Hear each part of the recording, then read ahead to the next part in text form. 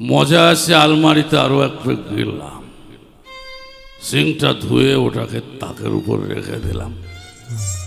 Photo frame থেকে গিন্নি এখনো এসে চলেছে। নেতাজি রান্না করছে, কিন্তু এখনো কেউ কিচ্ছু টের পায়নি, কারণ আমি কোনো রিস্ক নেই না।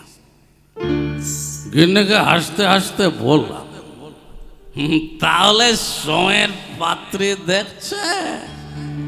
গিন্নি, এই শোনো, তুমি মুখে জলের ঝাপটা দিয়ে কোথাও চুপটি করে বসো ব্যাস।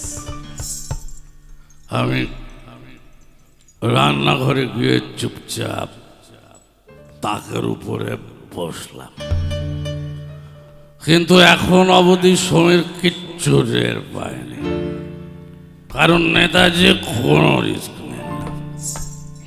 জমির এখনো রান্না করছে, আর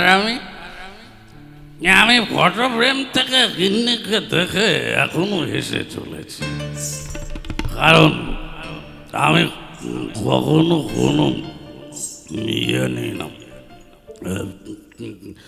কি যেন নেই না, ও হ্যাঁ, আলু নেই না।